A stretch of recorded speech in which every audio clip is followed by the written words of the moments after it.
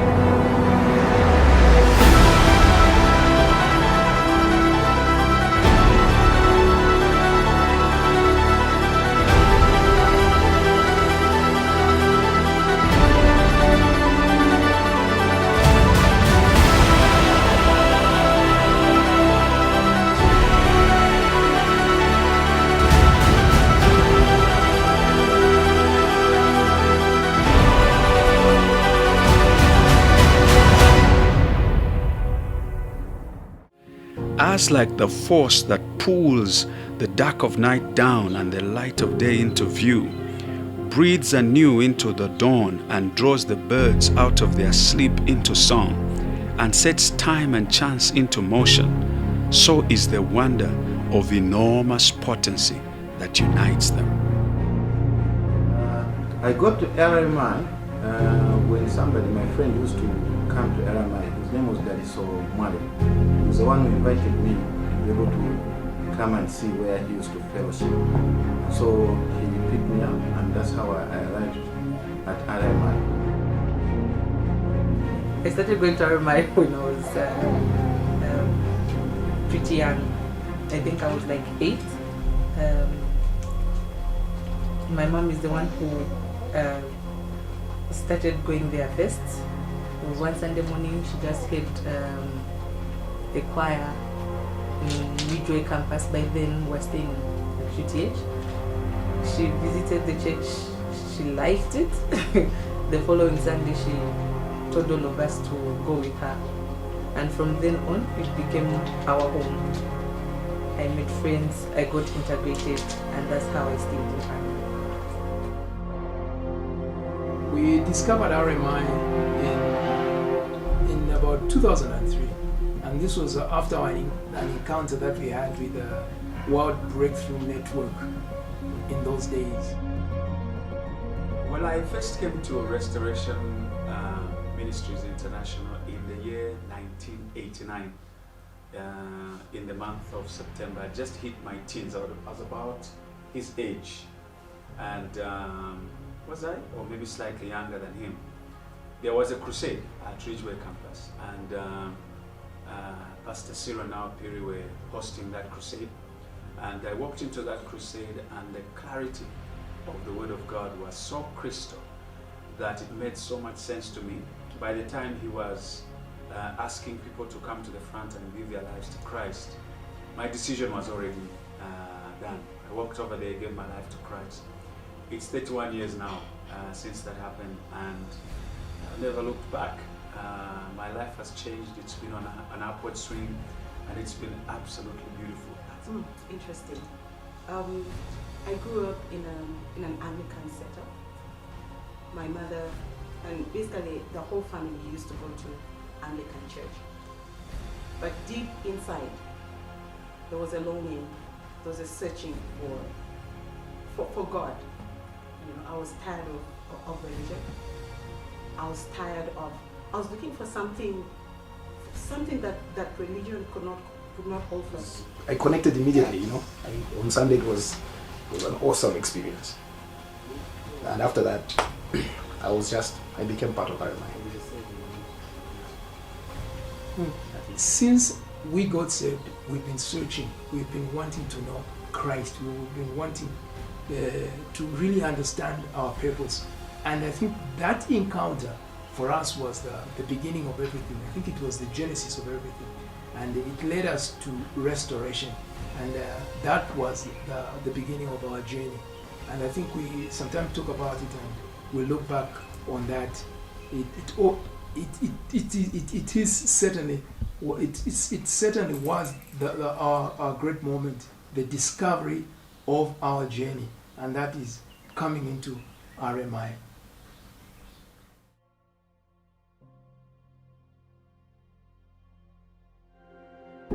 When the treasure is found by one in the field as they work, and its value is uncovered, he realizes its need for protection, and so tells everyone about it. In Restoration Ministries, I found a very, very unique life. It's a life that I had not experienced where I was coming from. What have I found in RMI? I would say I have found the greatest example. I have found the greatest example of God in people. I mean, you know, I could see, I can see what I have read in the scriptures. I can see it in the leaders. I can see it in that. For me, it's the life that I have found and the genuine love that has been expressed by my leaders towards me. That has been so real. There is no better family that I can think of. Getting to Restoration, I found an environment that was very, very relational. It was so relational that life was beyond a meeting. It was beyond just a service. People were intertwined and entwined into each other's lives. They were interested in each other. They were connected to each other. And there was friendship. Let's call it community. That's what I found when I came into Restoration. The environment of growth. I found myself developing from the first day that I came into Restoration. It's not a place where you go to on Sunday just to learn how to pray. It's one that has leaders who are focused on me, studying hard at school, working hard at home. Every area of my life is encompassed in my being at RMI. So in one word, being at RMI has been like being at home. RMI, I could say I found family. Yes. The people that I met at RMI made me feel at home. So and I felt very welcome with my family, and I think together we decided that probably this is a place to be. I think what we found is family. That's basically. I think everything translates to that. You found people you can laugh with, people you can share life with. I met my wife at RMI. So family, that's what we can say.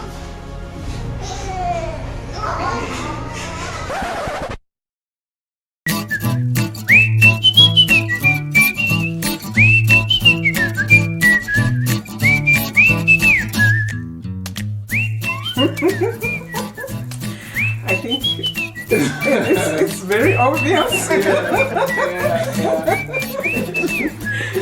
I think Casalina's got a big appetite. Oh no! Me!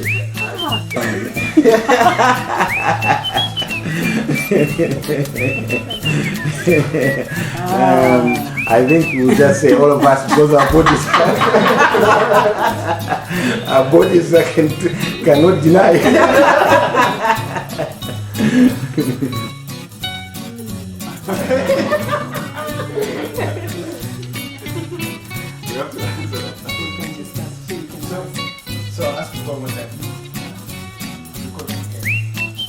family who eats the most? The one who eats the most things. What do you think? So let's this guy right here.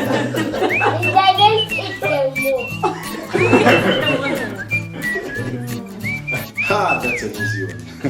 Who eats the most? And then that's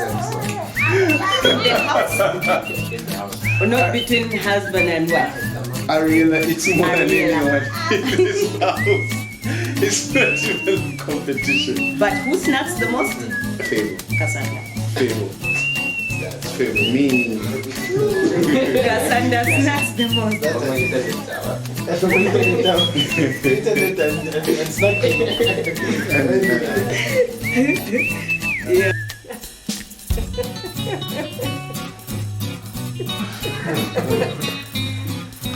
What's a big appetite? She loves her food. And I think that's why she loves baking. Even before you come in, it's like, there are no scones in the house.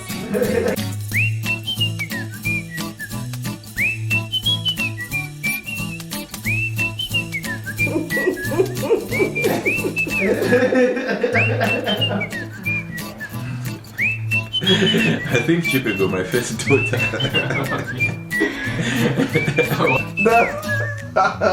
That's definitely I would. definitely not so clear. Me. Definitely. I was going to be in trouble. I didn't want to say it. Yeah, definitely. I think Fatia will definitely do a better job of herself.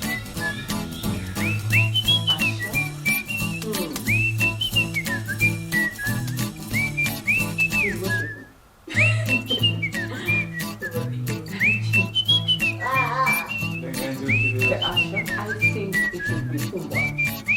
I think Kumba would be that.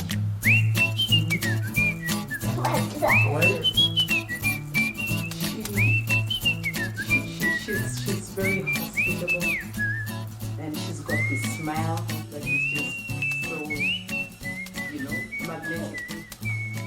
You look at her and she smiles at you, and you wouldn't want to leave her. So I think this is alright. Then can't you do with the children? Because she's the disciplinarian. See, like what this guy is doing, he will fix this. Yeah, I agree.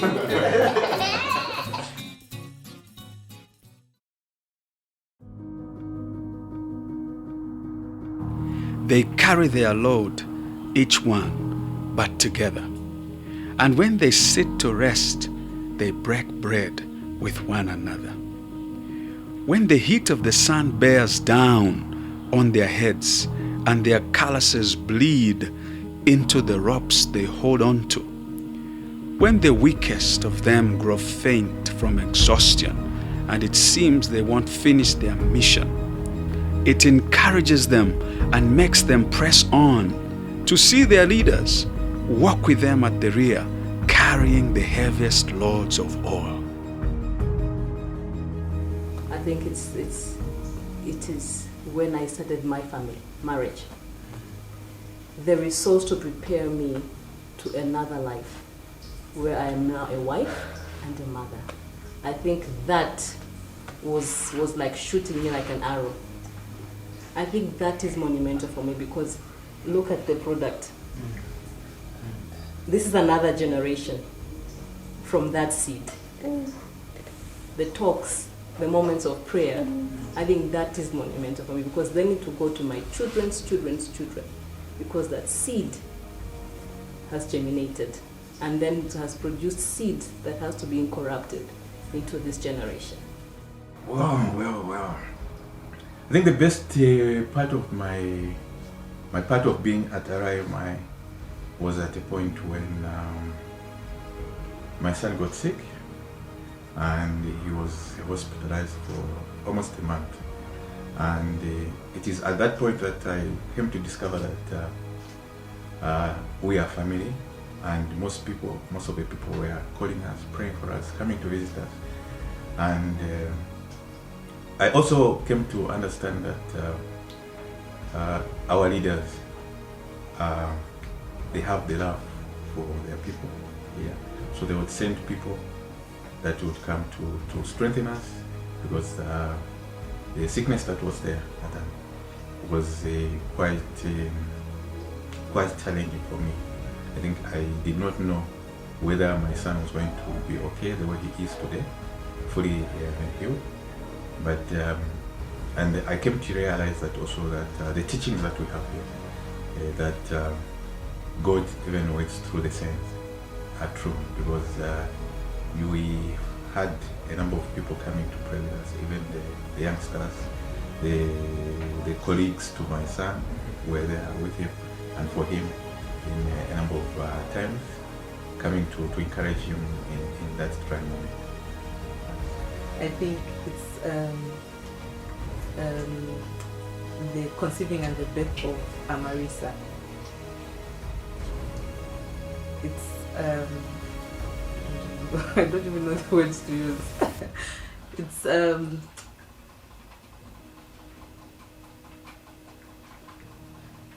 what's the word? You need to cut it. What's the word? It was a miracle. Yes, it was a miracle. It was a miracle, and throughout the journey, it's looking back, it was something that I think we couldn't have done on our own or in our own strength.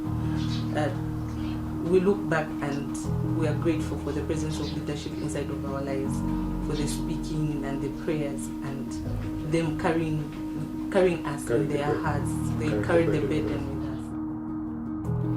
with us. A sonnet? With what words? From what heart? Through whose eyes must I, green pastures made of precious jewels, endeavor to describe? What made me decide was not necessarily the words that were spoken, or it was just the atmosphere that was there. People were very welcoming. It was warm. The place was just beautiful. I remember going back home and I knew I'm going back to the church again. And from that time I became into RMI sense. I think for me, it's from the first time we started coming to RMI. Before that, we used to go to a Catholic church, and yes, we used to go to a Catholic church, and just from the experience that I had, there was a whole different experience from the Catholic church. In this new environment, I made friends. I could talk to mom and dad. It wasn't people I see from far. It was people I would interact with. I would go to Charlie anytime I would feel like. And for me, that was home for me. There was no other place I would want to be.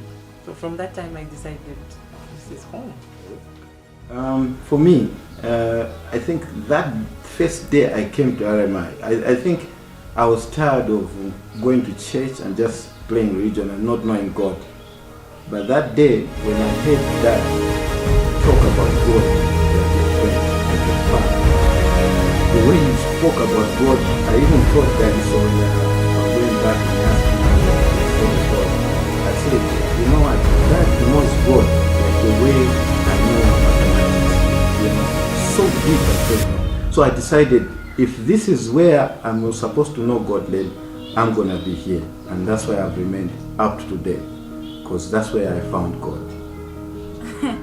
I think the people I've met, yes, like the people who've become family, the friends who've become family, you know, yeah, basically that.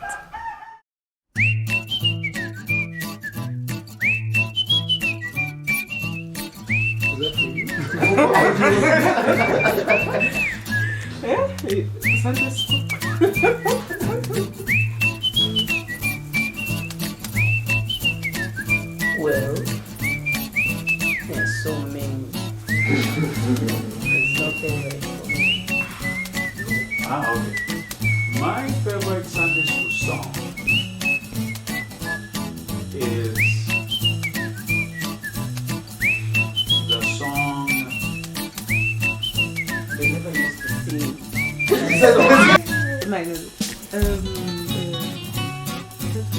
Me,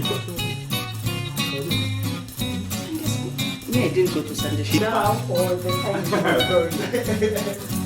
My favorite Sunday school song is Father Abraham. I would add the verse that says, and daughters.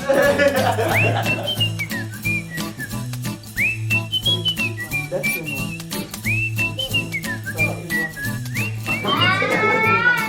That one is my favorite.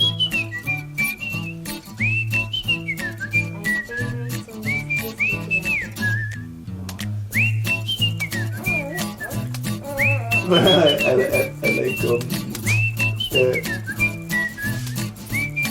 oh, funny. I like Father Abraham and then his son jump.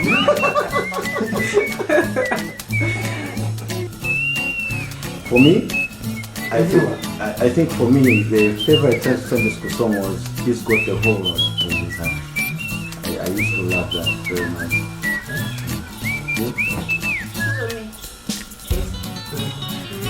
Jesus loves you, Simon.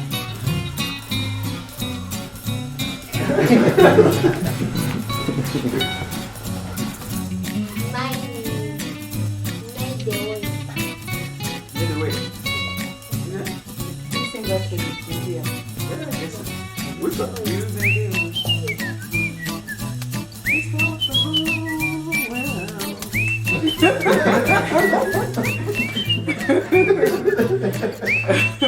The one that I can pick is joy. I've got the joy down in my heart. Down in my heart. Oh. Everything I am, everything I'll be.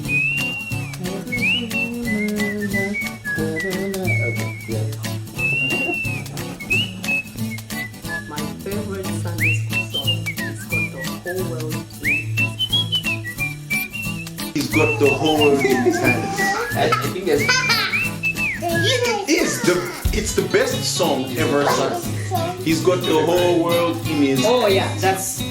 He's got the whole world in his hands. He's got the whole world in his hands. He's got the whole world in one day. In one day.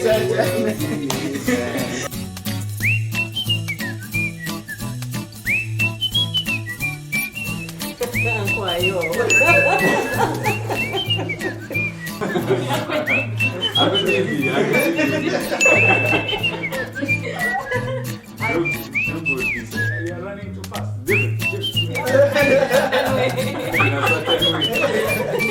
I think that's the Him, of course.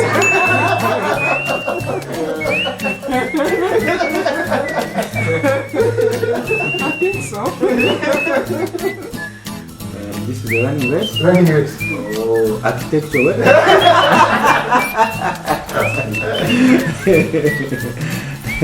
I think for me, I think Uncle DB because I think Uncle DB has played a lot of football and I think he's a bit younger.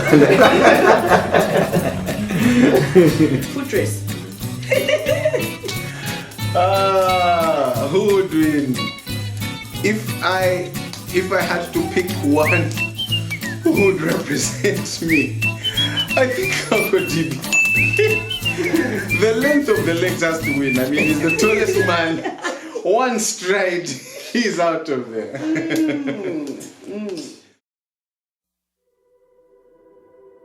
As when they see the street signs letting them know where they are, so will their own ears hear, right behind them, a voice saying, "This is the way you should go," letting them know where they are going. I think RMI I think it's a place of fulfillment. I think I would say it's a place of fulfillment. I think it's family. It's so much a part of my life. It's family. I think that's what I would say about RMI. RMI is a haven.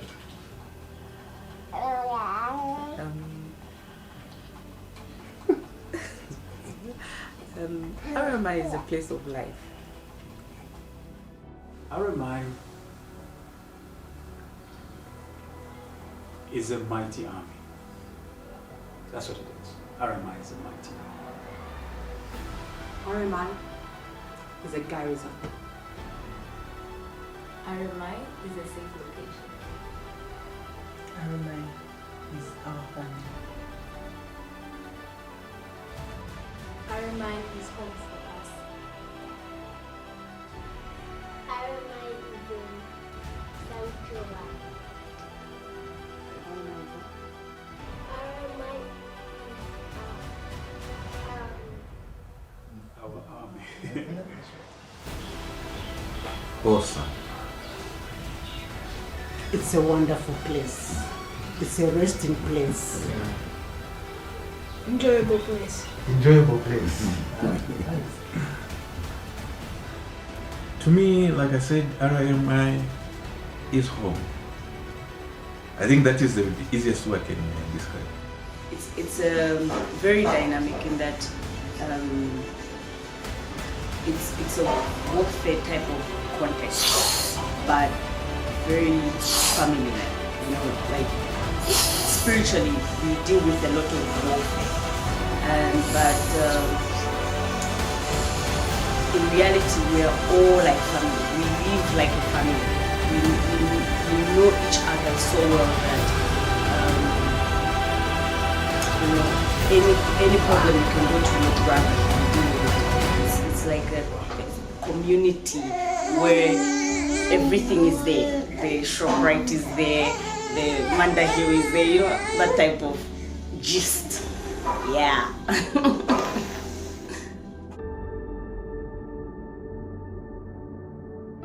And as the day comes to an end, their mission for it completed, and as they gather around to sup, to celebrate their success, as the wounded are tended to, the weary laid down to rest, and their leaders convene to plan their movement forward. Something is plain and something is sure. As tomorrow will be a new day, so will they go through it a new people, even more united and stronger than ever before. This is a time when we are celebrating 34 years of Restoration Ministries International existence, and it's such a great joy to be part of this community. My experience dates back to over 25 years. It has been an awesome experience as a community, as a family. My experience and interactions with the senior elders, Zero and our period, have been very empowering, mental, transformational, and this has been a home for me and for my family. We are all grown here spiritually, grown here through the mentoring and the nurturing of the senior elders, and we can celebrate the power of the journey that has forged us and made us strong to this very day. Restoration is my home, it is our home, this is the place to be. We are glad to take you back to the community. Happy anniversary, Restoration Ministry. We love you better now, we love you so much. My greetings from the Johnson family, our greetings from YEARS Ministries all over this country. We are saying congratulations to Restoration for the many decades of commitment to the work of God. Your love for us and your love for God's people stands out like a beacon of light. You have done so much over the years. You have gone through many trials. You have gone through many difficulties that many people do not understand. That's a price to pay in ministry. And today, as we celebrate the many and over 3 decades of ministry, we want to say, may God continue to bless you. May He continue to expand your territory. May He make you become an influence across the world. We know where you come from. I remember those days, we were all young. You can look at the gray on my head, that we are all growing. But we are growing even more wiser over the years and the things that God has brought us through. Today we can share them with those who follow what we teach. We can share them and say, God is faithful. He is faithful in His word, and He has made sure He keeps us. And today we are witnesses of God's faithfulness, of God's supply, of every good thing that we ever needed. God has supplied. God bless you. I just want to read a little scripture of encouragement, and this is what it says. This is in the book of Hebrews, chapter 6, verse 10. It says, God is not unjust. He will not forget your work and the love you have shown for His name, as you have ministered to the saints and continue to do so. May your dreams come to pass. Blessings to you. Lots of love.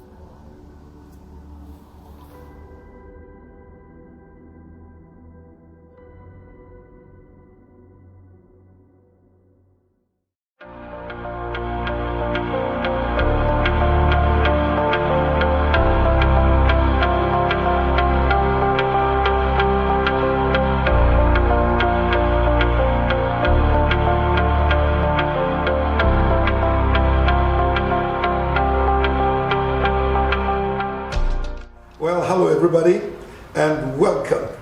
It's so good for us to be here with you on this beautiful day or time of our anniversary.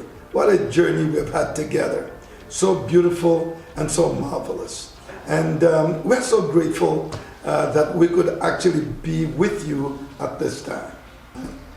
Yes, 34 wonderful years. A time we've had not just with each other, but with every one of you. You've been a seed to this journey, and we're so glad to be able to sit here and just share our lives with you as we celebrate these 34 years of RMI journey. Amen. And you know, RMI didn't just drop out of the sky or start on the spur of the moment. RMI was actually birthed in the mind of God. You'll discover that right from the beginning, we would spend time to pray and look to God. Right from the time when we were pastoring a church over in Luwansha, before the birthing of the church, we would spend time night and day praying when God began to drop the seed of RMI into our hearts. Yes, I remember it was in Luwansha. I remember being the flat, 3 Chilengwa flats, and we were pastoring a church there, Gospel Tabernacle, and it was doing very well, growing rapidly, expanding even beyond Luwansha. And we were actually in the midst of a move of God in Luwansha. There was great revival. And in the midst of that, we began to feel an agitation. And it was like, it's time to move. And of course, if you're having a good time and it's time to move, you just don't get up. And that's what led us into a lot of prayer. And remember the scripture which we were praying, Ephesians 1 and verse 17. From that time until now, that became our prayer. And restoration was basically birthed in a lot of prayer. Amen. A lot of prayer. prayer. Lot of prayer. And the reason that was birthed in a lot of prayer is because of the genesis of it. You see, the genesis is really in the seed. The seed is in the call. And going back to the call, when God placed His call over my life and also over her life, you'll discover there's one thing that is similar or the same. And that is the fact of the fire of God. When God called me, God showed me this vision of a torch with a fire, and that fire was going all over the nation, and the fire was burning over this nation and over beyond the country into other lands and other climes. The fire of God. And God placed upon our lives that the fire of the gospel must burn, not only in this nation, but also beyond. And so if you want to look at what would be the restoration experience, I would say to you, it is in the seed, the fire of God that must burn in your heart to fulfill the purposes of God. Yes, that's actually a seed that was even in my heart even before I met him, before we even got married. And I remember this experience very vividly. We were in a bed sitter with two of my friends, 108 Kalomo Road. That's where I used to live then. And we were casually having conversation. But I kept seeing a man drowning. I kept having a vision of a man drowning. And I'm jumping into that water to rescue the man. And for some reason, I didn't pay attention to it until there was an audible voice that shouted, "Now, pray." And all of us heard it, so we all got on our knees to pray. But because we were in a bed sitter, we felt it a little inhibiting to pray there. So we went outside to a bush that was behind and where we used to usually go and pray. And while we were there praying into what God had been showing in my heart, you know, to rescue the perishing, to care for the dying, to pray for the sick, and like he's describing it, the fire of God, which for us is the burning thing in our hearts. So while we were there in the bush praying, we just saw the place. It was at night, but we saw the place getting lit up. The glory came into our place. It almost made a circle around us. And we all fell down and stopped praying. But I saw a man come up to me with a torch, like an Olympic torch. And he handed the torch to me. And he told me, "Take this fire and let it burn. Let it burn the north, the south, the east, the west. Let the gospel that I'm passing on to you be something that you preach." And that's how come, for us, the presence of God in our midst is more important than anything else. Amen. And that experience lifted me up to another level. We were not married. I did not know him until we met and we shared the experience. And we discovered that God was saying the same thing to us. Absolutely. And so therefore, you know, it is this seed, it is this thing that constitutes the bedrock of this ministry and this life. It's the fire of God. It's the glory of God. It is not our own personal comfort. It is not what we think. It is what God wants. And we want to move with God. Exactly. And so therefore, even when we were in Luwansha and relatively comfortable, and God was doing things, and God began to speak to us to move out of Luwansha, come into Lusaka and establish restoration. That is something we did in a heartbeat. There was no debate about it. If this is what God says, this is what we will do. And we arrived here in Lusaka without anything. Nothing. You know, we just arrived to be able to start church. And that is how restoration began. Yes, and just also to mention, after we met and we were in Nairobi, I went to attend a conference in Nairobi. And again, we were praying together. That's right. And God told us that we're going to have a church near Ridgeway campus, near the hospital area. Near the hospital area. And by that time, we were not even married or planning to marry. So it foxed us how God wanted us to do this thing together. However, our heartbeat of obedience was what mattered more to us than our comfort, our reasoning, or anything else that we wanted to do. And so we just obeyed God. And by that time we got married, went to Luwansha, and it was like, what happened to the hospital area? We kind of even forgot about it because now our focus was Luwansha. But when we were in Luwansha, a word that had come to us prior to our marriage, it's like when the time arrived, that's right, God said, now go, go. And remember that what God spoke to us about hospital area was way before Luwansha. Way before, we were in Nairobi then. But then instead of going to the hospital area, he directed us to Luwansha until the time. There is always a time. And always a season. Yes.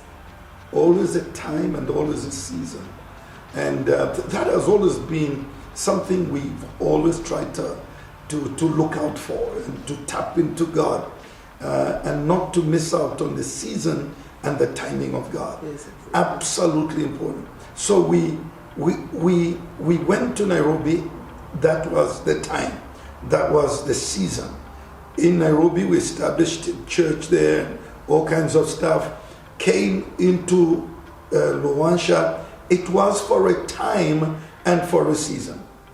And then God moved us into Lusaka. And, you know, even here, it has always been waiting for the seasons of God. All the time saying, God, what are you saying? And we established restoration in 1986. Yeah. And 1986, God began to speak to us again. God began to speak. He says, I want you to begin to move into a new level that was going to be called the apostolic level. And God said he was going to connect us into an apostle.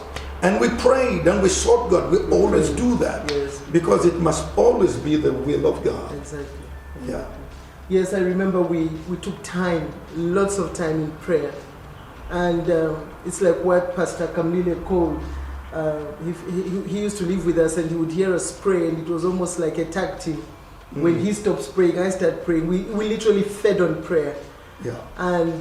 And we had an apostle come to visit us. Mm-hmm. And we thought he was the apostle, and God said, no, I will let you know when the apostle comes. Yeah. And we always depend on the leading of the Holy Spirit until, what year was that? 1998. When Dr. Woodruff came. Yes, absolutely. And you know, like she's saying, you know, God led us. We would pray and he would lead us, would connect with men of God. It's not like it was a mistake or it was a miss, because with each one of them, there were certain things that were developing and they were helping to sharpen us in our ministry. You know, we started off with Joe Kayo, tremendous man with the crusades and praying over people, over folks, etc. And then we had Ida Hossa coming with Mama Margaret, tremendous time again, until Dr. Woodruff came into our lives. Houtsma. Oh yes, and Roger V. Houtsma before that. Activated the miraculous. Activated the miraculous. It was so beautiful. You want to talk a bit about that? It was a crusade where Roger V. Houtsma would have a crusade for 10 days, and then on the 10th day, he would ask somebody from the local. On the 5th day, sorry. He would ask somebody from the local to take over the crusade at the same level of miracles that he was having, and there were tremendous miracles.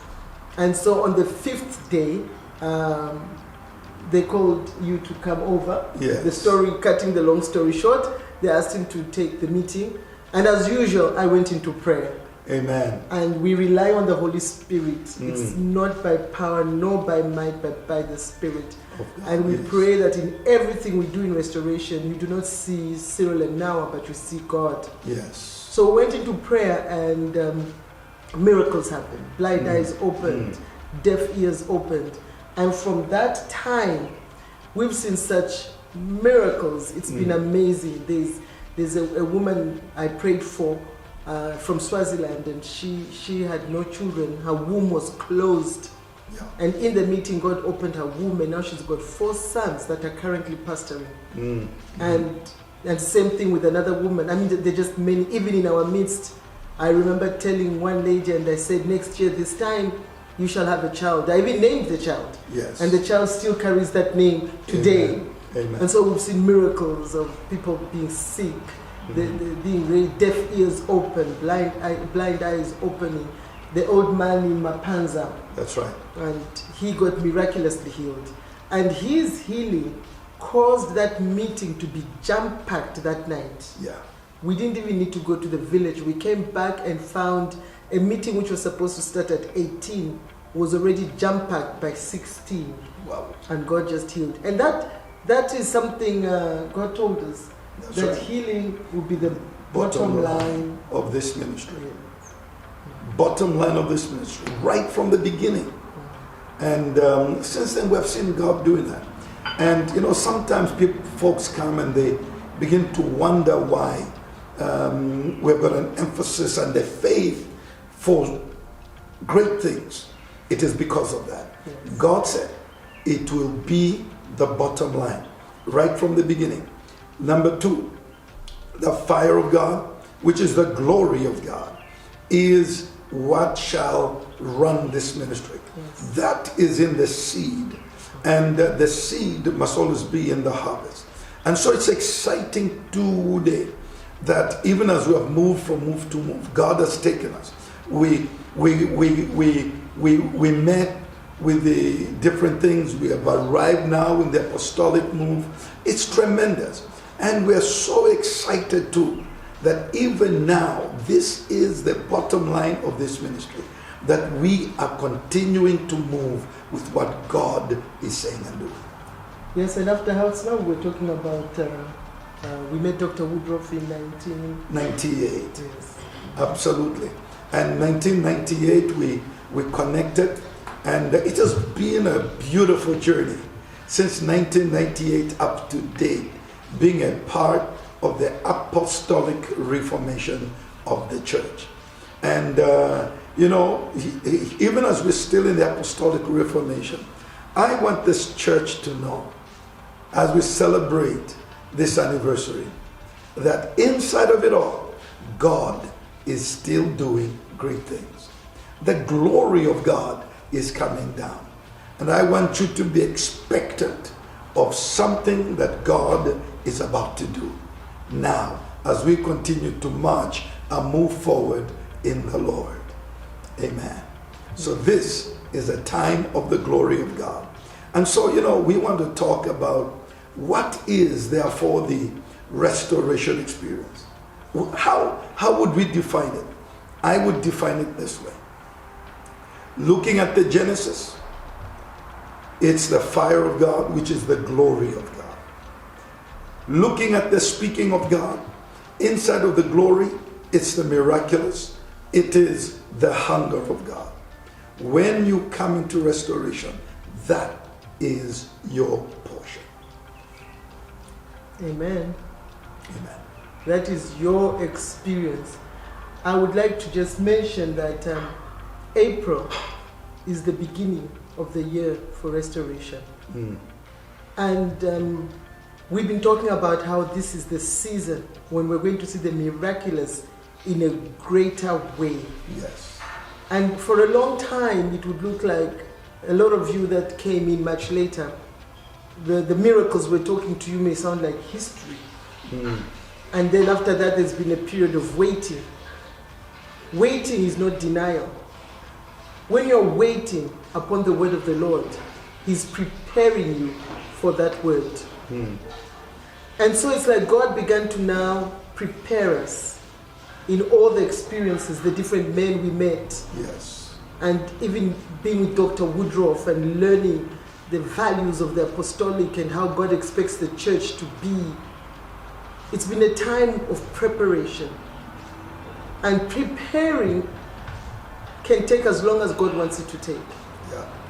But now the season has arrived. Like Dr. Woodruff says, the season of the saints. The season before was Cyril or Nawa doing the miracle. But the season of the saints is you doing the miracle. Yes. This is a season where now the outpouring of God is coming upon the saints in a manner we have never seen before. Amen. And God is lifting you, anointing you, appointing you, and sending you in the power, the fire, and the glory of the Almighty God. Amen. And so now I feel, let's take a few minutes to pray. This is a praying church. Everything was birthed on prayer. We want to pray. We're going to pray for you. Amen.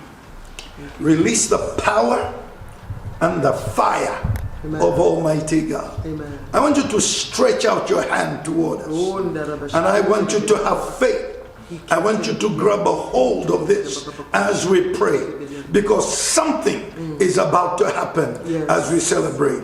As my wife said, this is the beginning of the year for you. It's the beginning of a brand new time. Satan has tried to stop you, but let me tell you, the reason he's been trying to stop you is because he can see that God has put something inside of you and he wants it hindered.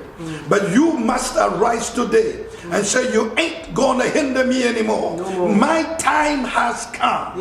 God spoke to me last week. He said, the time has arrived. And he told me that he is raising his army, putting his people together, and that is you. So let us pray now in the name of Jesus. Oh, Kayama. I'm going to ask my wife to pray first, and then I'm going to pray for you in the name of Jesus. In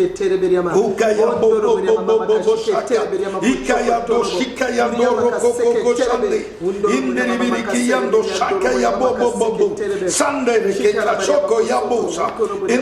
of Jesus. Name, the Lord loosens those bonds that have been around you. It's like you have been captivated or captured, and you haven't been able to move, but today the Lord breaks those bonds.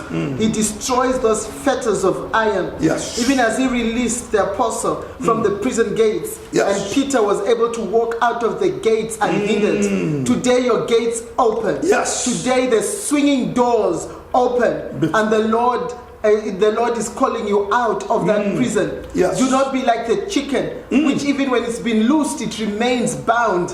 But arise, says God. Arise. Do not sit on your bed anymore. Pick up your bed and walk. And as you go out, people will ask, what has happened to you? Be bold and proclaim the goodness of the Lord. Be bold and proclaim the healing and deliverance into God's people. Go in the shops, go in the streets, wherever you go, the anointing of God goes before you. And as you release the miracle working power of God, the name of the Lord shall indeed be glorified. Because they will look and they will know that you are but a saint. They will look and they will know that it is not a pastor. And they will recognize that God is at work indeed. And so be bold, be courageous, arise, and go to the places that God wants you to go. And right now, by the authority of the name of Jesus, I pray the anointing of God, the fire of God, to descend upon you wherever you are. Let it flow. Everyone who is under Restoration Ministries, this is your inheritance. It is yours. It was spoken to us, and we are to pass it on. I remember clearly God giving me the mandate, feed my sheep, tend to my lambs. That my people may be able to stand in great strength to do the works of ministry. And so right now, in the name of Jesus, I declare that this word comes into fulfillment even now. Even now. Right now. The fire of God is burning inside of your hearts. Right now. Because there's a release of that fire. There's a release of that fire. And you're beginning to feel something burn inside of you. Do not quench it. Be bold and speak the word of God. Rely on God and God only, because he's the only one that shall make these things come to pass. I thank you, God, for your people and for what you have activated in them right now. You have activated even those who knew what they had to do but didn't know how to do it. Today, Lord, you have activated it. And it shall burn like fire in their bones. Thank you, Lord, for your anointing upon your people. In Jesus' name. And amen. Amen. Now I'm going to pray for you. I want you to hear me today. The season has come. It is a new day. And right now we are standing. You are not just an ordinary person. We are standing as RMI, a people that God has set in the earth to be able to change destiny, to shift the wind wherever we are. And right now, I'm going to pray. I'm speaking over this nation in the name of Jesus. We are shifting the wind now. Everything is changing. And over your life, I'm releasing you today into a new place and a new level of ministry. Yes. In the name of Jesus. In the name so of let Jesus. us pray together. Father, we want to thank you because, Father, you have told us to pray over our nations. Yes. And now, Father, we arise. We arise over this country in the name of Jesus.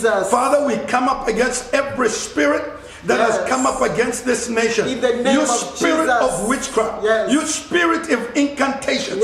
You foul spirit that has been speaking to bring down this nation. I bind you now in the name of Jesus. We arise as a people of God. And now we release the blessing of God, the blessing over this nation, in Jesus' name. For He has not given to us a spirit of fear, but of love, power, and of a sound mind. We release the power of God over this nation. We break every form of witchcraft in Jesus' name. And so, Father, now I pray for your people. Let them arise. Arise, I say. Arise into your place, that which God has set your destiny.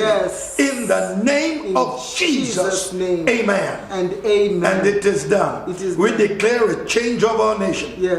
We declare a change over your life. Your life changes now.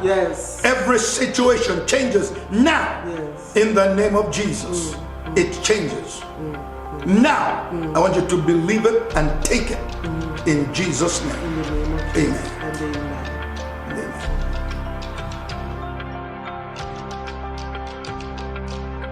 And so we recognize that since the beginning of time, God has had us in His mind and planned every step of our journey.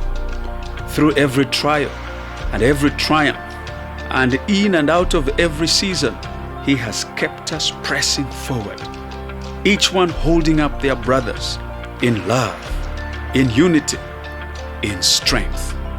As we celebrate one more year added to the many we have shared together, we also celebrate this family, this community, this army He formed and mandated to carry out His purpose in the earth.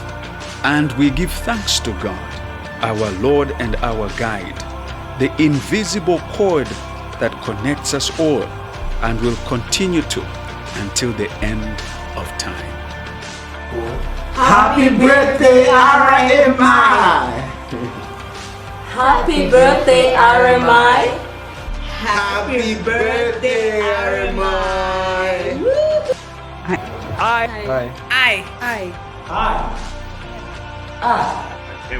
I am RMI. am RMI. I'm RMI. I'm RMI. RMI. RMI. I'm RMI. I'm RMI. We are RMI. We are RMI. I am RMI. I am RMI. I am RMI.